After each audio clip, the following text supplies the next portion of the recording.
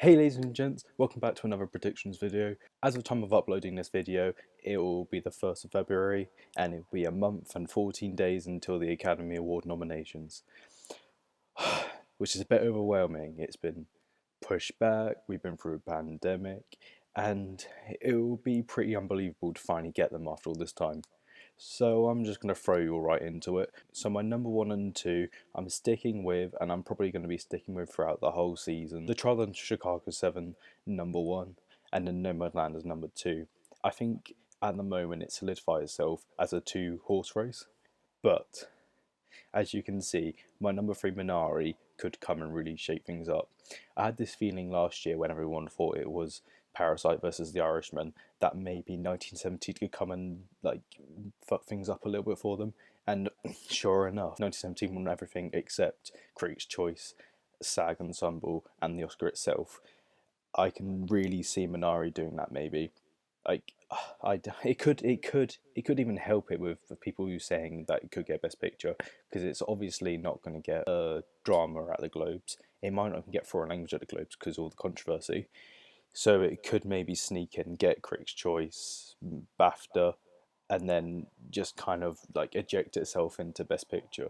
But I think that's unlikely at the moment. It's not as entertaining as Parasite was, so I don't feel as strongly about it as I would Parasite. So I'm still sticking with The Trial of Chicago 7 and Nomadland as my number 1 and 2. And then coming in at number 4 is Mank. It's kind of crazy to see it that low. Like, I know 4's still high, but like a few months ago before it came out, everyone had it as their number 1. Everyone just thought it was going to win. Everyone thought it was going to be one of the biggest sweeps.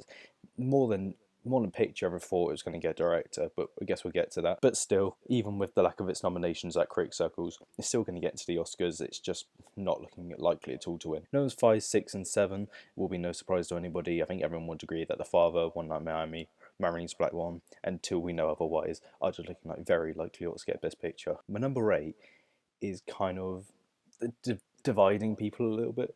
Like, some people are dead set on it getting in, some people are dead set not. Some people think it get a picture, which I wholeheartedly disagree with. But I think it's got a very good shot getting into Best Picture, and that's Promising Young Woman. I'd be happy with this. It's by far and away my top 5 last year. Fantastic acting from Carey Mulligan and Bob Burnham, directing, writing, editing. It really deserves to get in. I really hope it does. My biggest worry is that maybe it's too mainstream for the Academy. Like, when it starts, it's like playing very modern, like pop music, you know, it's very kind of colourful, it's glossy, and sometimes the Academy can turn that way. Like when they snub Jennifer Lopez for Best Supporting Actress, sometimes they can be very snooty like that. So I really hope that doesn't get in the way. My number 5 is Judas and the Black Messiah. We don't really know much about this. It's premiering at Sundance soon. I don't know whether people have seen it yet. I'm really looking forward to hearing what people have to say about it. I'm so jealous people get to see it. It looks very strong, so I think it's very safe to have it at number 9 until we hear otherwise. It could, like, if like reactions come out and it's just like across the board, like 100% Rotten Tomatoes, it could like go up to number 5. But I'm keeping it number 9 for the moment. My number 10, so I'm sticking with Soul. A lot of people feel like it's done for. Look, I really feel like Pixar are going to campaign this heavily, and I really think it can get in. It's getting in other categories. It's got a good shot getting into, well, it's going to get into score, and it's probably going to win. And it could get writing and 2 nominations alone for an animated film, as well as its animated nomination and win. It's a very nice bundle to get a nomination into picture. I completely understand that it's not going to win, and I agree. But I think the nomination is still very strong and likely, but not certain. Because if you look at the films that are going to be fighting for the 10th spot, The Five Blood, Sound of Metal, News of the World, they're all 3 films that have already been released. All 3 of them have quite somewhat good critics reviews. I definitely won't say they're negative, and I'd say they lean more towards more people liking them than disliking them. Malcolm and Marie, I'm not feeling as confident as I was a couple of weeks ago, because it kind of, a few people saw it, Twitter kind of led people on and made it feel like it's going to be the new Who's Afraid of Virginia Woolf, but then nothing, and it just seems like a film that may get a couple of acting nominations. That's it. Well, we'll see. And then Hillbilly Elegy could be the extremely loud and incredibly close of this year, where it's not very critically acclaimed, but Academy members just love it, and the screenings have been very, very good for Hillbilly Elegy from Academy members, so look out for Hillbilly Elegy. I'm not going to count it out until the nominations come out. Moving on to Best Director, no one's going to disagree with me at this point. unless some weird ass Tom Hooper King's Speech level surprise happens, Chloe Zhao is probably just going to sweep the season.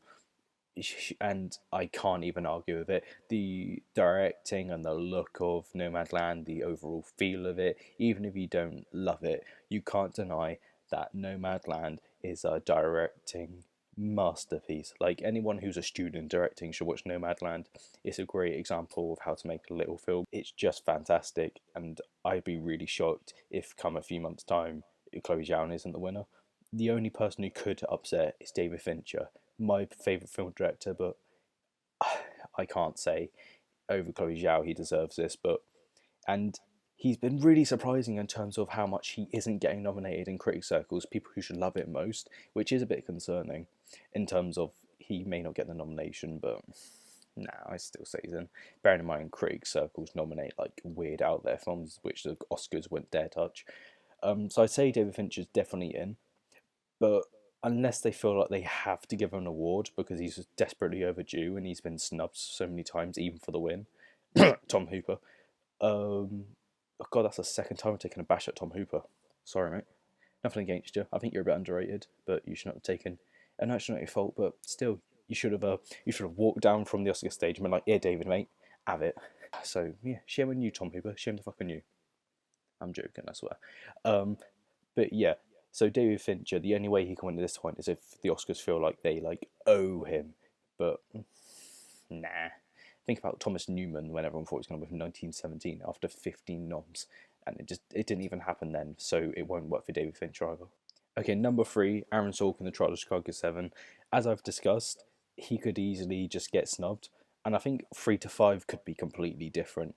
Like, my 6 to 8 could be my 3 to 5 at the moment, because like that's how up in the air directing is. But because I have The Trial of Chicago 7 as my Best Picture winner, I think it's only sensible and right to have Aaron Sorkin on somewhere. He's definitely not going to win. It's not a directory type of film. And even Aaron Sorkin's my favourite screenwriter and I love him.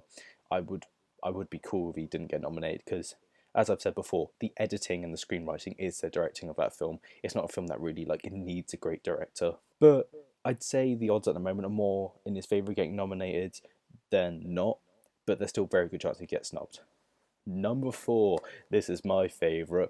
I'm so happy to be able to say that I think Emerald Fennell has a good chance of getting nominated for Promising Young Woman. This film's having like a get out like revelation. People are connecting with it. It has a strong message which people feel like is a taboo to talk about how society treats women. And I feel like it is going to be the get out this year where it's just going to get, it won't get like tons of nomination, but it will get like director, picture, actress in a leading role, editing, screenplay for sure.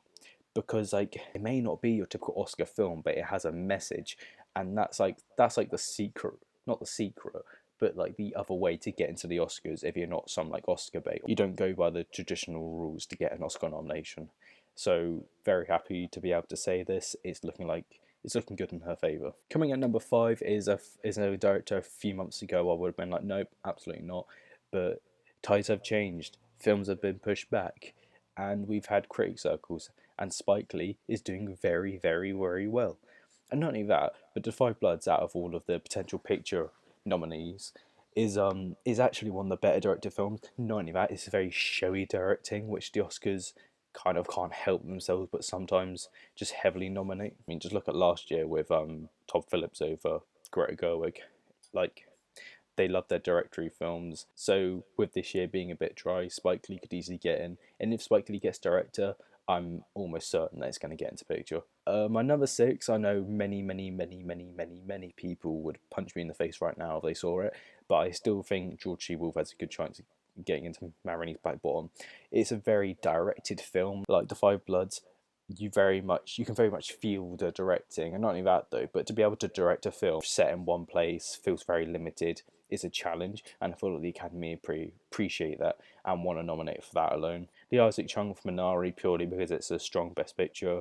runner. If Minari begins to build that momentum and maybe even becomes comes into talks of winning picture, maybe he could get nominated. I definitely don't think he's winning. He could definitely get into the nomination race. Regina King for Night Miami. Those you may be surprised to see this. I have from my number 4 for the Golden Globes. The Golden Globes really like their celebrities and their celebrity directors, and they love it when a celebrity becomes a director. The Oscars aren't so much like that.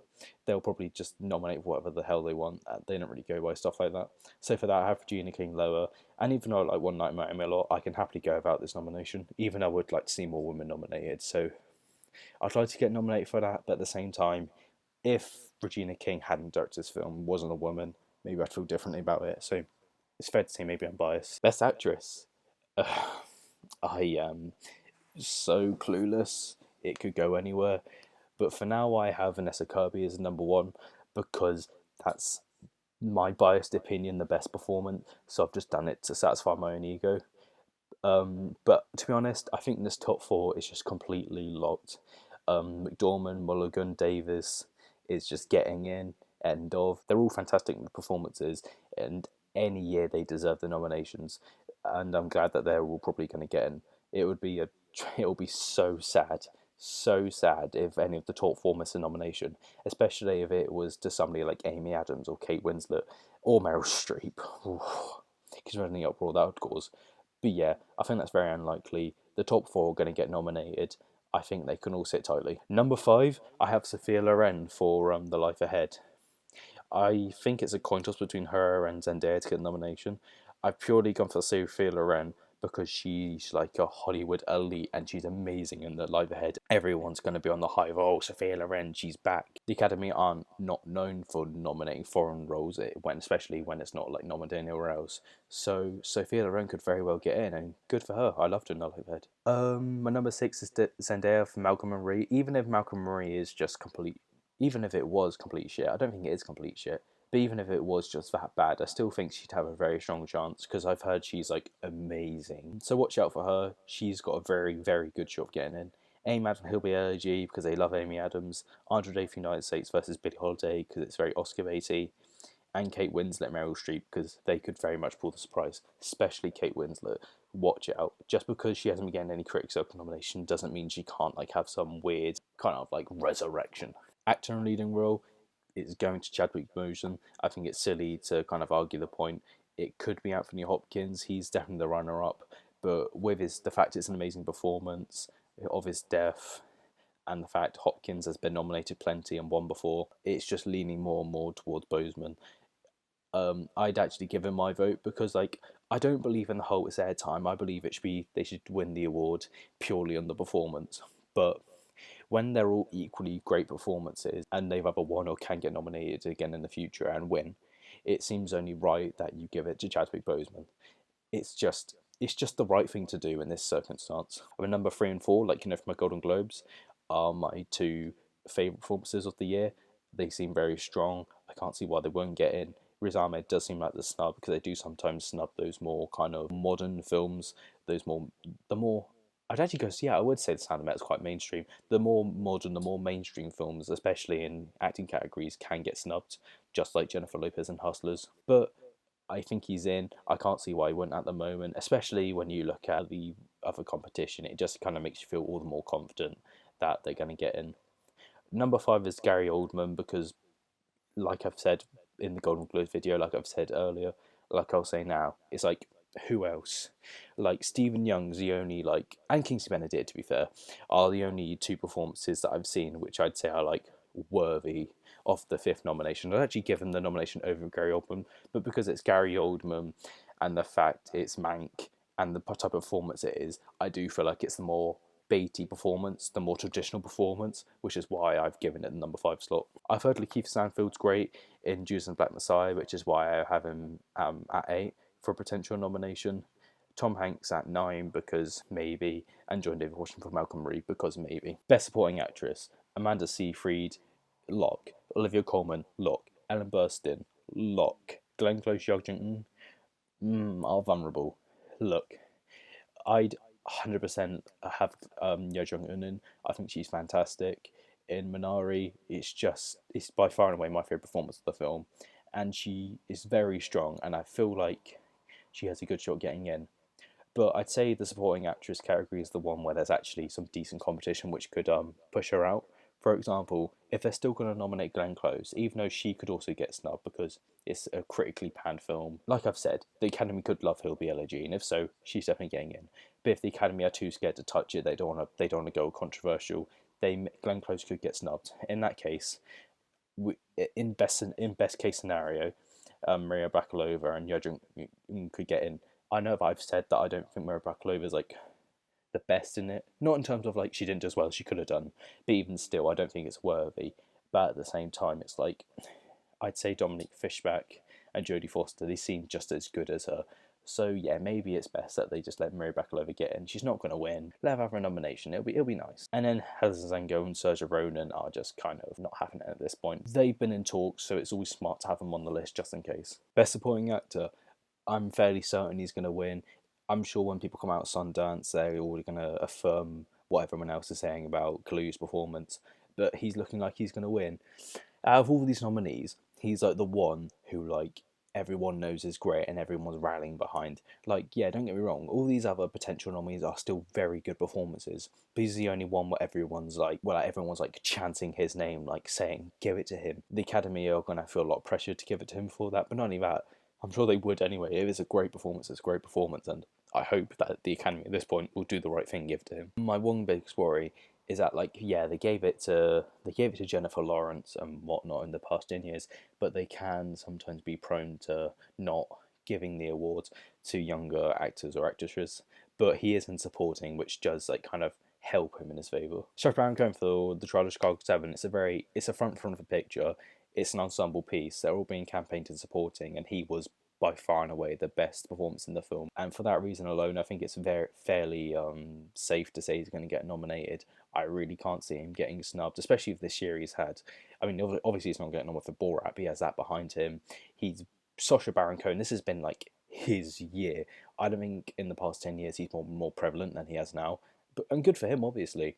And I'm really happy for him. I love Sacha Baron Cohen, but it's really going to help him with getting this nomination. This in June for One Night in Miami. Fairly sure that's going to happen. At the end of the day, look, it's One Night in Miami's getting in picture. He's the best performance in it. Like Trial, it's an ensemble piece, and he's the strongest one, so he's going to get the nomination. Paul Raci in Sound Metal. He's not a lock, but oh please God, make this happen. He's so good in Sound of Metal. And in real life, like, he's just so sincere, so nice, and like some people may be like, oh, he's just playing the same person he is in real life, but still, it's just like, don't get me wrong, like I agree, it should be based on performance alone. But in this year, everything's so dry. If he got snubbed and they gave it to something like Bill Murray and On the Rocks, they'd be like, oh come on, he deserves to be in the talks. He doesn't need to have the win, but give him the nomination. Let him have that. He deserves it. My number 5 is Chadwick Boseman for Da 5 Bloods. He's been getting in at a lot of places. I like him a lot. I think he deserves it for acting leading role. He really doesn't deserve the nomination for this. Like, I think it's purely for his unfortunate passing. But like, at the end of the day, I think it's purely because if he does get nominated, it'll be because it's his death, and they just want to like shower him in nominations. So in his career, he can have 2 nominations, because obviously that's the most he's ever going to have now. But just the one in the win would be good enough. Like Heath Ledger had 1 for supporting actor, and he's going to be having it for lead actor. So I really don't think it's going to hurt him just having the 1 and the win. 6 and 7. I do think that there's a good chance 2 Trial Boys can get in for best supporting actor, and that will either be Rylance or Langela. So I've got them on my 7 and 8. Stanley Tucci is just a tragic case of everyone thought he was going to win. No one's heard a thing about that film. Apparently, screeners have been sent out, but if so, I've barely heard about it. It's just not going to happen for him, I'm afraid. Bill from The Rocks, probably not. That's more of a Golden Globes thing. And yeah, Abdul Mateen II. He was my second favourite performance in the film, so it's very sad to have to say, but his hype's done for him, unfortunately. Moving right along to adapted screenplay. And even if it doesn't win picture, Nomadland looking like it's winning, it's the front runner for picture. And if you're the front runner for a picture, unless you're some artsy-fartsy long take film, well, actually, no, forget about the artsy-fartsy, the Oscars don't go for that. But unless you're like some technical film, which Nomadland is to an extent, but it just has enough dialogue, and it's well paced to the point where it's just about justifiable to give adapted screenplay. I'd personally say that The Father deserves it a lot more. I thought that screenplay was fantastic, and it could draw room for the upset because it's a much more screenplay film, which the Oscars sometimes like. Sometimes they don't. Think about when they gave it to Green Book over The Favourite. So number 1 and 2 unlocks. One Night in Miami and Ma Rainey's Black Bottom are also two honest I think unlocks. They're both stage plays, both very similar films, and I just, especially when you look at what else could get nominated, it's like, what else? They're not going to touch First Cow. News of the World probably isn't going to get a nomination. The Mauritanian probably isn't. And Borat, subsequent movie film, they go to the first one and a surprise nomination. I really don't think it's going to happen again. To be honest, my number 5, I also think, is a very strong chance. It could be maybe the, like last year when adapted screenplay was the easiest one to predict. It could be that again, because I'm thinking Many Things is the one that makes most sense. It's the best. It's definitely the best one that they could give the number 5 slot. But it depends whether it's too weird for it, because I could see them maybe even giving a nomination He'll Be Elegy if they are a group that loves it. Original screenplay. Asked me a couple months ago, I would have been like, Sorkin's winning, he's winning, he's winning. And I think I said that in my Golden Globes prediction, and I still stand by that because it's the Globes, they love Sorkin. Sorkin. Um, and it just makes sense. There's a good chance Promising Young Woman may not even get nominated there because of the fact the categories are split. But Promising Young Woman, there is a massive case to be said for why it will get nominated and why it will win, because it sweep the Critics Awards. It's something like a Get Out level moment where people are beginning to like discover it and take it in and like realize like how important the message of it is, which is why I think it has such a good chance of getting out of picture when others disagree, because people are connecting with it, and I feel like Academy members will feel the same. So I still say Chicago 7 has the edge, but Promising Young Woman is like right on its heels for the Oscar. Mank and Minari are actually, I'm fairly certain, are going to get in. They're very much screenplay films. They're very well written films. They're very well paced. So it'll be sensible to give them the nomination. Number 5, a lot of people have just said its chances are dead, but I seriously think Soul can get in, because the Academy aren't idle at all to giving Pixar screenplay nominations. Toy Story, Toy Story 3, Inside Out. They love their Pixar. They usually always give it the win. Even last year when it was a bit up in the air who was going to win, they just gave it to Toy Story 4 when Klaus was right there for them. So it just makes sense that, like, especially in this year, why they would just pick Soul. And especially because the fact it's the best picture or frontrunner. Like, so was Inside Out. That didn't get the nomination, but it still got a nomination in the original screenplay. So to say that it won't get nominated is fair, but to be completely like, nope, not happening is not sensible. It could very much happen. But at the same time, I know I've got all these other 5 films here, but the only realistic one here is The Five Bloods, and purely because it is well written. You can definitely feel the screenplay when you're watching it.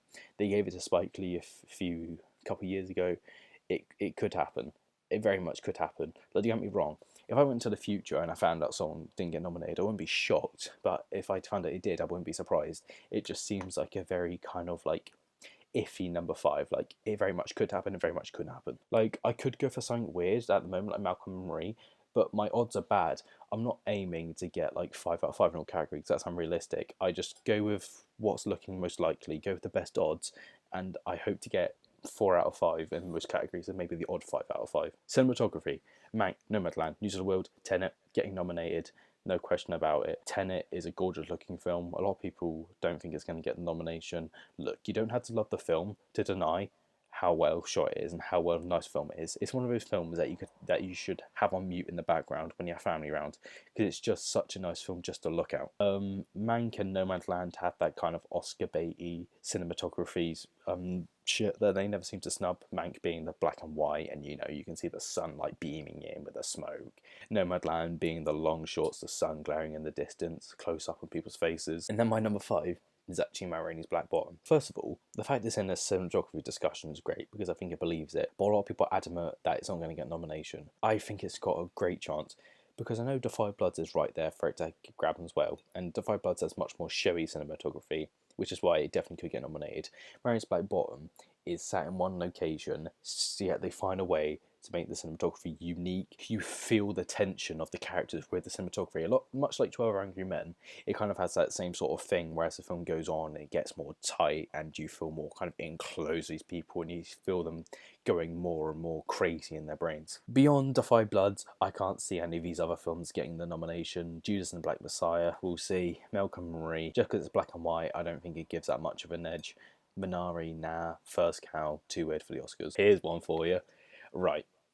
Mank, Marini's Black Bottom, News of the World getting nominated, no question, and all deserve it. Emma, which is one of my favourite films of last year, quite underrated. I'm glad it's still it's looking hopeful to get a few pretties, which are like makeup, costume design, and whatnot, because it does deserve them. It has very showy costumes, and it's definitely the traditional thing that the Oscars give a nomination to. The problem is, because Emma's like came out so early in the year, it's not on the race in general. They could very much forget about it. And same goes for the United States vs. Bill Holiday, but in a different way, because it doesn't look like it's much of a contender at this point. They could just forget about it and go for something like Mulan or Personal History, David Copperfield. I've got Jingle Jangle because if you watch that film, the costumes in that film are insane, and if it does turn up on the Oscar nominations, I won't be too surprised, my friends. Oh, here we go. Film editing, this is a fun one. Trials of Chicago 7 is winning, I think it's fair to say. Like I've said, the directing in that film is the writing and the film editing. It wouldn't be as good as it is without the directing.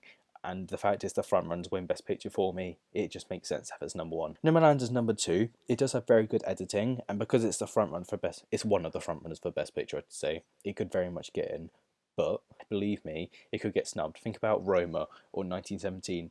They hate long takes. They sometimes don't view as editing. It could happen. There's a good chance it could happen. Watch out. Mank and the Father, purely for me, Best Picture frontrunners. I have at number 5, number 3 and 4 even. Something weird the Oscars do is they don't really make sense for editing. They don't. They may have like one film that's in the Best Picture lineup. Apart from that, they just kind of nominate it in like they nominate like the top 4 films for Best Picture in Best Editing, and then sometimes they'll be surprised at 1917 not getting in, or Once Upon a Time in Hollywood. But most of the time, they just kind of vote for the most showy editing or the frontrunner for Best Picture, and it maybe shows that some of the people who are voting and editing branch don't really understand what they should be looking for. My number 5 is Promising Young Woman.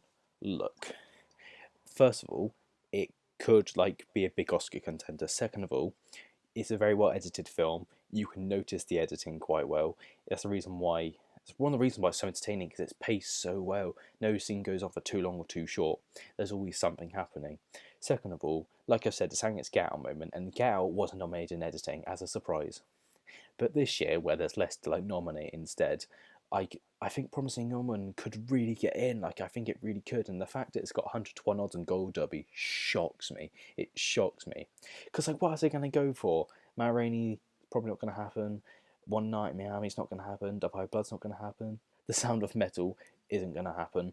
Judas and the Black Messiah is a thriller, so it could happen, but at the same time, the Oscars don't seem to like thrillers very much. Like Widows was getting editing hype and it didn't get nominated anywhere. So Promising Young Woman, I do have a number 5, unapologetically. I don't know why I didn't put these both together, but there you go. Best production design, Mank, Matt Rainey's News of the World getting in. They're all period films. They love their period films. They're all Best Picture contenders. It would be silly not to have them on. Emma at my number 4. I actually feel like Emma's got a better chance in production design than costume, because there's less competition in production design. The Midnight Sky, purely because, you know, sometimes they nominate the sci-fi films like Passengers. That one could happen. I say Midnight Sky's only competition is Mulan and The Father. The Father is actually the one who think I deserves it, because if you look carefully, The Father is actually, that whole film is the production design, but because it's not obvious at first, some of the Oscar voters will just completely miss that when voting, and just it won't get the nomination. Personal History gave Copperfield. Keep out for it, but look out for it, but it's probably not going to happen. Best sound, just no sound editing, no sound mixing, just sound. First things first, before we go into the nominations, I'd just quite like to say I'm really glad that they put it into one, because they've just merged sound editing, sound mixing together, so no one's missing out. And over the past few years, it's been so kind of like, there have been so many odd best sound editing and sound mixing awards. Like the year Bohemian Rhapsody won them both, the year La La Land got nominated, and then even like last year when Ford v Ferrari won editing in 2017 won mixing. Like yeah, they both deserved sound awards, but surely isn't Ford v Ferrari more mixing in 1917, more editing? And it's just a bit like so. Like yeah, it's disappointing that like not two films could win a sound award, but like at least now we're going to see like fair wins hopefully, which is why Sound of Metal number one. I'd say like the odds are 60% Sound of Metal, 40% Mank, and I'm going to explain why. Whilst Sound of Metal uses sound in a very unique way, it tells the story.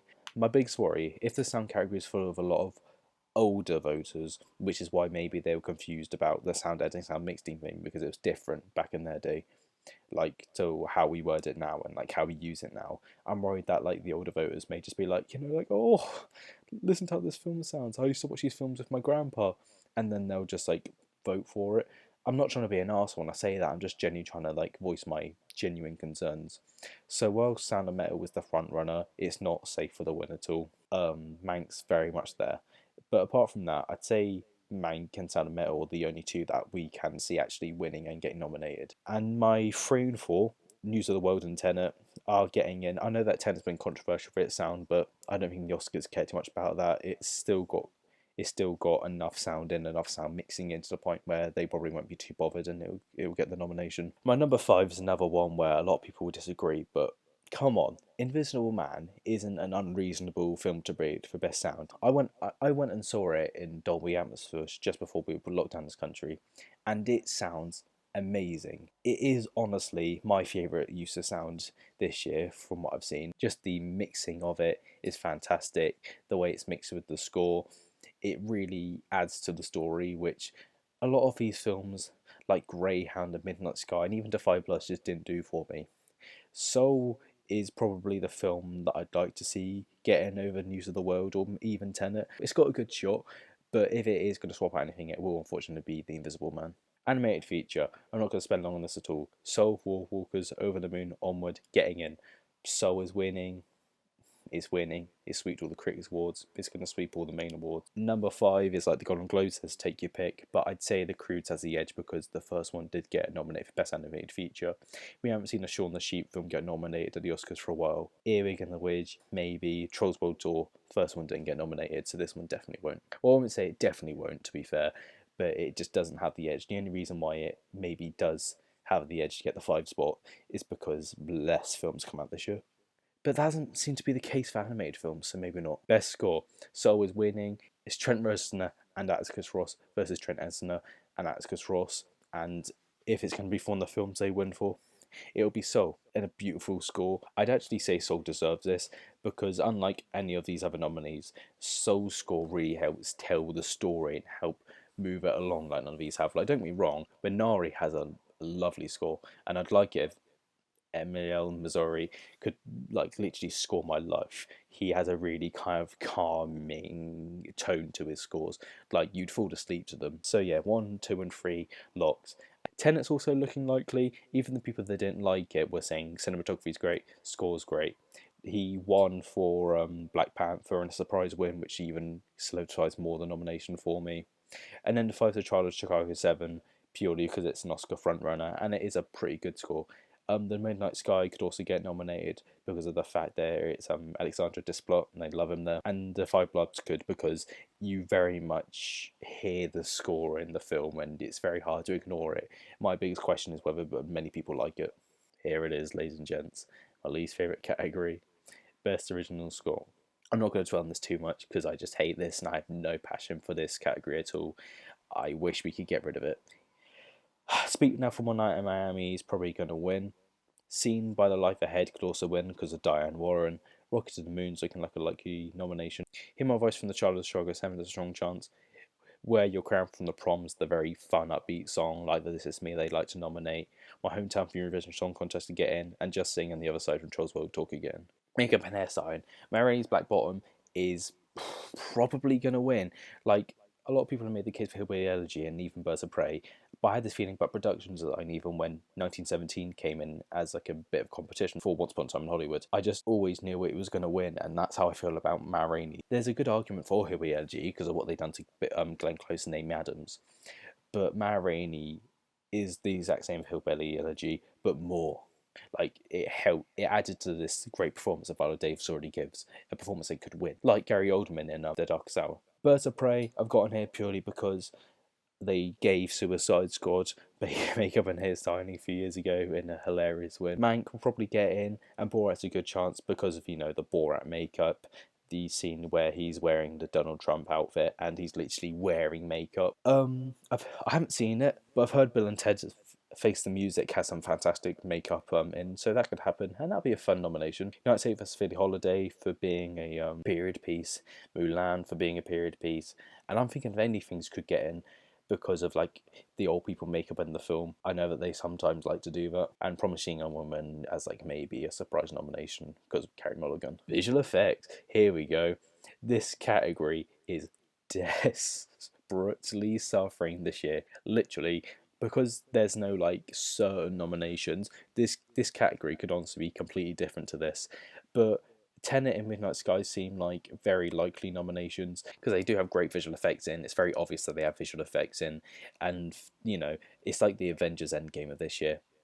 And then my number 4 and 5, Woman 1985 and Mulan, just because, sure, they are the most visual effects films. So number 1, 2, 4, and 5 are like the most visual effects films of this year. So that'll probably mean a lot for this year.